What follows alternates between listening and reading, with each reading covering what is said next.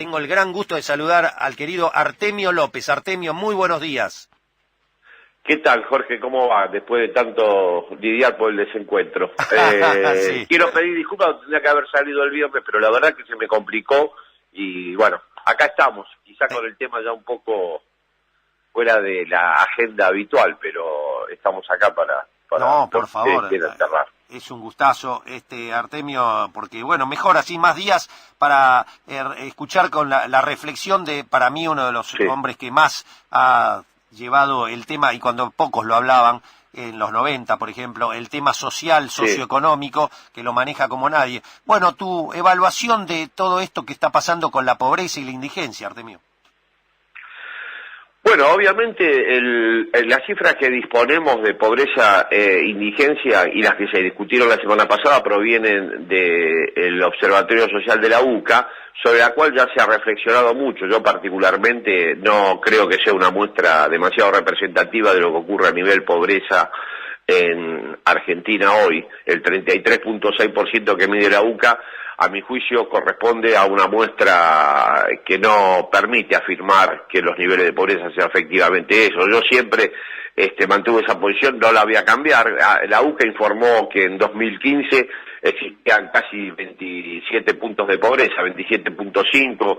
En octubre del 2015 creo que había medido exactamente 28.7%. Bueno, eso era más pobreza que la que existiera en el 2006, cuando no había asignación universal por hijo, no había tampoco inclusión jubilatoria, el desempleo era de casi 9 puntos contra 6 puntos que había en el año 2015, había casi 45% más de informalidad, o sea que todos esos mecanismos de transferencia de ingresos a la hora de evaluar la pobreza con el gobierno de Cristina, la UCA no lo consideraba y insistía que la pobreza estaba en los mismos niveles que 10 años atrás. A mí me parecía un despropósito. Andrés Alciarín le hizo una crítica muy importante también en términos metodológicos, porque la muestra que toman tiene una diferencia entre ricos y pobres muy limitada, un Gini casi escandinavo, porque la muestra es una muestra donde hay sobrepoblación o el universo de personas pobres. Pero bueno, más allá de eso, lo que está claro es que Macri ha tomado niveles de pobreza muy inferiores. No hay una cifra, ahí sí hay una crítica o un señalamiento que hacer a la gestión anterior. No nos fuimos con un número fehaciente de pobreza en diciembre del 2015. La verdad, Jorge, no lo sabemos. Por lo tanto, nosotros no podemos fehacientemente evaluar cuál fue la serie de aumento de la pobreza durante el gobierno de Macri, que a mi juicio fue muy robusto y muy impactante. Todas las consultoras privadas en las que yo depositaba confianza insistían en que en 2015 los niveles de pobreza estaban en torno a los 20 puntos. Creo que estaba en 20 puntos cifra, lo mismo el CESO, con las canastas que habitualmente construía el INDEC para medir pobreza. Esa es la referencia, puede haber sido, incluso la UCA marcó 27.5 en 2015. A mi juicio ese número no se corresponde con la realidad, pero por todos los caminos que recorramos, el nivel de profundización de la pobreza que produjo Macri es inédito en tan corto tiempo y tanta profundidad. Usted imagine que produjo devaluaciones del dólar, estaba a 9.6, acaba de cerrar a 39. Macri insiste que heredó, que se acuerda, lo dijo públicamente, 32.7% de pobreza, y a partir de ahí empieza su recorrido, y hoy aparentemente la ha aumentado con ese nivel de registro, luego de 3 años la habría aumentado 1,5 puntos. Bueno, eso no es cierto. Macri, cuando asume el gobierno, el 17 de diciembre, produce una devaluación que lleva el dólar de 9 pesos a 14 y luego lo hace recorrer un camino ascendente a 16. Esos 32 puntos que él en sus discursos públicos dice haber recibido de pobreza, los mide el INDEC en julio del 2016. O sea, con ya el tramo de evaluatorio inicial de Macri recorrido. No olvidemos que en el año 2016 la inflación fue de 42 puntos. O sea que cuando el INDEC midió eso, por lo menos en términos de alimento había 30 puntos de aumento y 25 puntos de IPC general. Esos son los 32.6 que Macri heredó. No, él construyó ese nivel de pobreza. Por lo tanto, y para cerrar y no abrumar con números, si usted me dice, ¿cuánto aumentó la pobreza en el periodo Macri? No medimos la pobreza en 2015 oficialmente, no tenemos ese dato. dadas las características de deterioro de todas las variables que están de alguna manera relacionadas con el universo de pobreza, aumento de la tasa de informalidad, casi 2 puntos durante la era Macri, duplicación de la tasa de desempleo, caída a pique del salario, que es el ingreso por excelencia de los hogares, bueno, el salario formal 20 puntos abajo, lo mismo que las jubilaciones, una pérdida de poder adquisitivo de los planes de transferencia de ingresos, asignación universal, Argentina trabaja también vertical. Nuestra perspectiva era que la pobreza aumentó en un número que no podemos definir con exactitud, pero a mi juicio no menos de 10 puntos en estos 3 años de gestión de Macri. Y eso es un récord absoluto para cualquier gobierno democrático, salvo de la crisis del 2001, que, bueno, tenemos que considerar que fue el esquema de salida de todo un proceso neoliberal que se inauguró con la dictadura. Usted lo conoce tanto como yo, esos fueron casi 3 décadas de neoliberalismo que terminaron desplegando la crisis del 2001 y provocando 54 puntos de pobreza. Pero Macri, sin dudar, yo creo que agregó 4 millones de pobres, obviamente sobre ellos 1,5 millones de indigentes, en una trayectoria tan corta como son 3 años de gestión. Fue el gobierno más empobrecedor desde la recuperación democrática, sin ninguna duda, con la excepción, vuelvo a insistir, de la crisis del 2001. Interesante. O sea, se arrancó en el 2003 con 54 y pico, se lo dejó aproximadamente en 20, ahí hubo un núcleo duro que no se pudo romper, que a mi juicio se hace con un modelo de desarrollo inclusivo. Exactamente. Bueno, también no olvidemos que en el 2014 hubo una devaluación, claro, que probablemente también afectó. Yo creo que los niveles de pobreza todavía eran menores que eso, pero afectó para que la salida del gobierno kirchnerista tuviera 20 puntos de pobreza. Pero en términos de desempobrecimiento, el kirchnerismo, para que tengamos una idea, punta a punta, desempobreció a 16 millones de personas, el equivalente a la provincia de Buenos Aires. Eso es lo que pasó en términos de pobreza durante la década kirchnerista. Macri ya empobreció el equivalente a Capital más Tucumán. La lógica indicaría que termina por lo menos este periodo en diciembre de 2019 con más pobres. Pero sí, por supuesto. Yo creo que él va a terminar, a mi juicio, ¿no?, con 5 millones de pobres agregados con respecto a los que recuperó inicialmente. No hay ningún mecanismo, además, para sospechar que eso no va a pasar, porque va a haber duplicado el desempleo, aumentado el trabajo en negro, provocado una enorme caída de todas las transferencias de ingreso a los hogares, incluidos los salarios en promedio, siempre estoy hablando, por lo cual los motores de la pobreza los encendió todos. Por lo tanto, hay que esperar un gran deterioro en términos socioeconómicos, y creo que va a ser récord cuando se pueda analizar punta a punta lo que sucedió durante el gobierno de Macri, al revés de lo que efectivamente analizamos en la década kirchnerista. Provocó una reversión. Estaba con niveles de pobreza descendentes muy notoriamente, y esto con un ciclo de ascenso de la pobreza inédito. No se comenta porque, bueno, no hay disponible nadie capaz, salvo excepciones como este programa, nadie capaz de discutir seriamente lo que pasa en términos de ingresos en los hogares. Argentina está viviendo una crisis en términos de acceso a productos básicos, particularmente alimentos, descomunal. Usted imagine, tomemos el caso de las jubilaciones. ¿Cuánto tuvieron de aumento este año? 28.5. Alimentos aumentó 60 puntos. El IPC general va a cerrar en 48. Eso, si usted busca un antecedente en pérdida de poder adquisitivo, solo de esa modalidad de ingreso, para no hablar salarios, ni hablar planes sociales, es de la modalidad de ingresos, jubilaciones y pensiones. No hay otro antecedente donde un gobierno haya provocado en un año semejante caída del poder adquisitivo. Es una calamidad. El ajuste de Macri es el que más daño social provocó en democracia desde la recuperación del 83, con la crisis de el 2001, donde buena parte del elenco gobernante también participó del festival ese, ¿no? Porque eso hay que decirlo también, o sea, una parte importante de lo que decía política económica estuvieron ahí metidos. Miguel... Es un desastre, doctor, estamos mal y vamos mucho peor en términos socioeconómicos. Bien, Miguel de Temperley pregunta, ¿cuánto es la brecha entre los que más tienen y los que menos tienen, y cuánto era la brecha antes del 2015?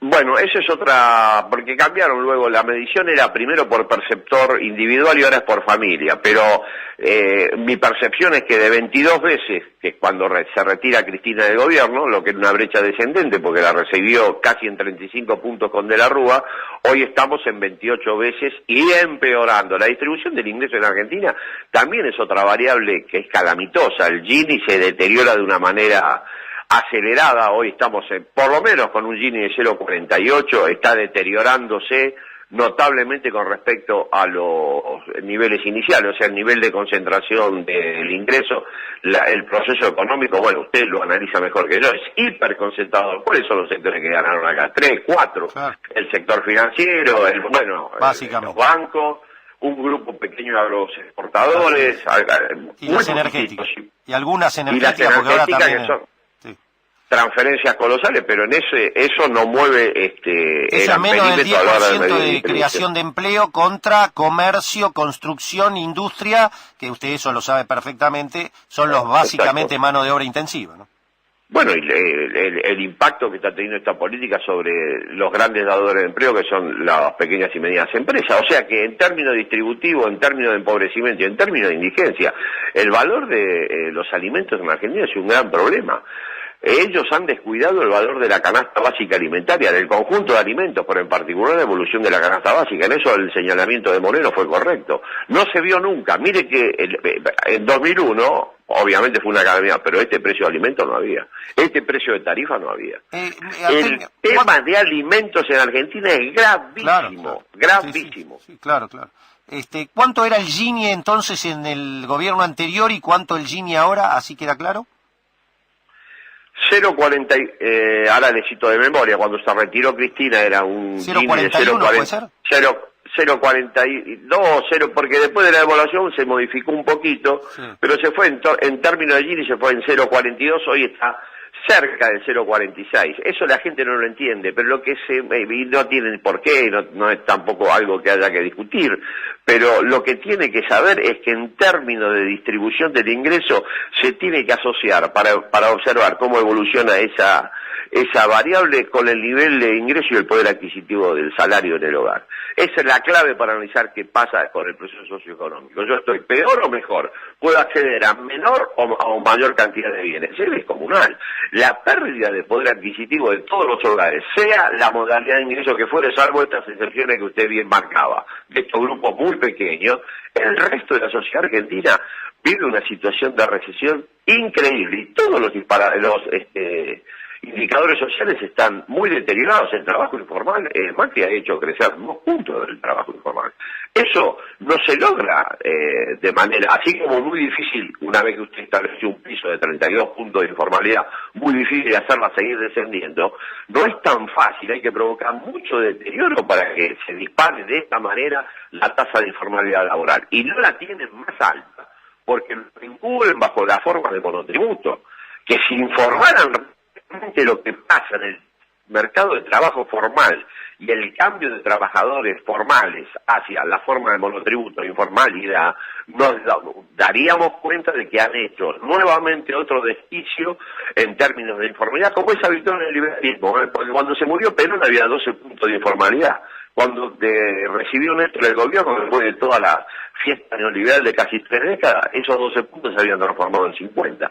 Ellos hacen eso. Y Macri en eso es el mejor alumno, está provocando el mismo efecto de informalización del mercado de trabajo que provocaron sus antecesores durante 3 décadas hasta la crisis del 2001, hacer aumentar el nivel de informalidad a un nivel acelerado y sin ninguna pausa. Obviamente ellos lo encubren con formatos de llaman emprendedores, monotributistas, bueno, pero todo eso, sabemos que encubre el proceso enorme de informalización. Todos los indicadores, doctor, no hay ninguno, yo desafío a cualquiera que diga un indicador social, un indicador laboral, un indicador de ingresos que haya mejorado donde la era Macri. Nada, no pueden exhibir nada. Por eso hablan del G20, de la final Boca y River, tienen ese mecanismo de reflexión comunitaria, porque un gobierno de que después de 3 años no puede exhibir un solo logro en materia social, no hubo ninguno desde la recuperación democrática. Y agrego desde la Rúa ya no esté ninguno porque no duró 3 años.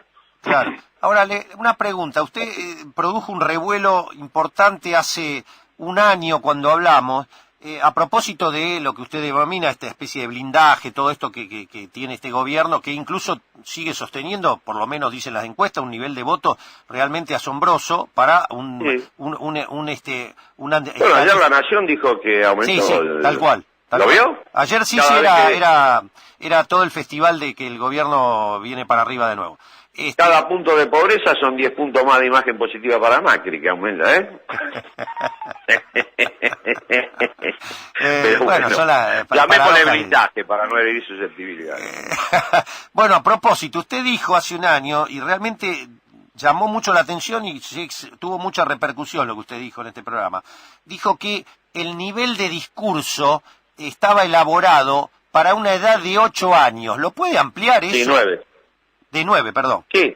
Bueno, es lo que yo dije en ese momento, no lo dije yo, me lo describió alguien que conoce también de construcción de discursos, sobre todo televisivo. Lo que imagina el PRO es eso, una mentalidad promedio de evolución de 9 años y elabora discursos en esa dirección.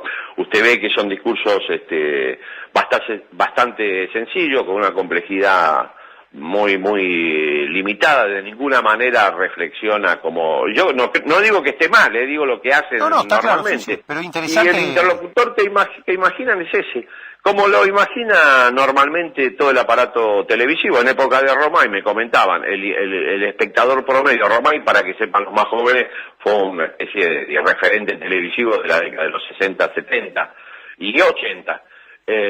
Bueno, se imaginaba un telespectador medio de 14 años, eso bajó, y hoy lo que se imagina es un espectador medio de 9 años. Bueno, de hecho ellos lo dicen explícitamente, hay un círculo rojo de aproximadamente el 20% de la población la que tiene algún interés en la política, el resto está desinteresada, y bueno, son comunicaciones de tipo emocional, pero no hay otra... Basada en eslogan, ¿no? Mucho eslogan, mucho título. Y sencillos, ¿no ve? Esto que a nosotros nos resulta disparatado a veces de los discursos del presidente, en realidad provocan efectos de sentido.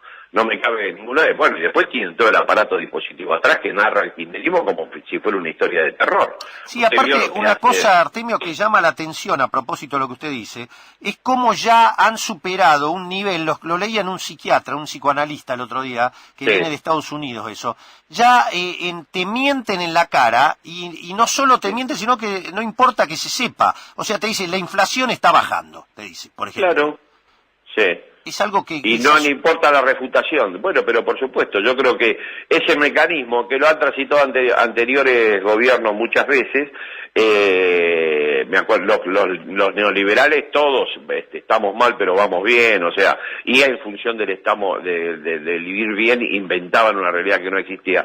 Esto es el punto más alto de la ficción, pero lo que dice usted es cierto, no vale después refutarlo, porque lo que provoca es ese efecto la construcción del discurso provoca ese efecto en una parte de la ciudadanía, que a mi juicio obviamente la situación socioeconómica va a encontrar su curso y va a comenzar también a hacer ceder la eficacia de ese discurso, pero contestar a ese discurso con diagnóstico de la tendencia. Si yo quisiera de esto que estamos hablando nosotros, hacer un discurso opositor, fracaso. Nadie quiere escuchar que aumenta la pobreza, nadie quiere escuchar que está mal, mucho menos los que están mal quieren escucharme a mí decir lo mal que están y lo peor que van a estar. O sea, el discurso racional, diagnóstico, economicista, que además tiene un nivel de inminencia descomunal, porque yo acabo de hablar y dice, bueno, esto está ya todo. Bueno, eso no pasa, porque en el medio está mediado por la política, la construcción aspiracional, la construcción de imágenes. Bueno, hay un discurso interesante, hay un efecto interesante que hay que ver, que es el que se denomina aversión al último lugar. Los sectores populares, sobre todo los que están mal, no quieren ser considerados el último lejón del tarro, por decir así. Evitan que se los caracterice en una situación de extrema pobreza. De hecho, todo el mundo cuando se ubica en el espacio de distribución del ingreso a nivel nacional se ubica en el centro. Se siente bastante perteneciente a los sectores medios. Nadie quiere, y mucho menos quiere que le refieran que está en ese lugar, y muchísimo menos decir que además van a empeorar. Eso quedó bastante claro. Hay un discurso interesante de Mayra Arena, ¿se acuerdan que hizo bastante ruido? Esta chica que habló sobre la pobreza, a Felipe Solá también. A los pobres.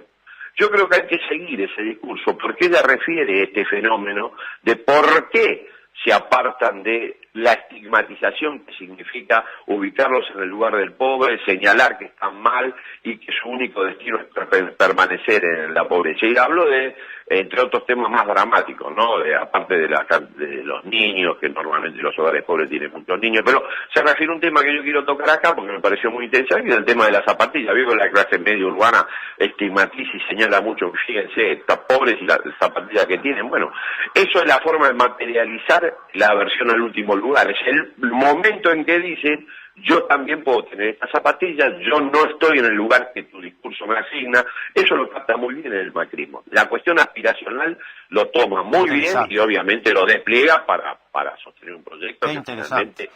Artemio, me quedan 50 segundos, pero ya hay mucho. Bueno, le agradezco el llamado, doctor. Lo que quería decir es que estamos peor que nunca, pero diciendo que estamos peor que nunca no avanzamos ningún casillero en términos políticos.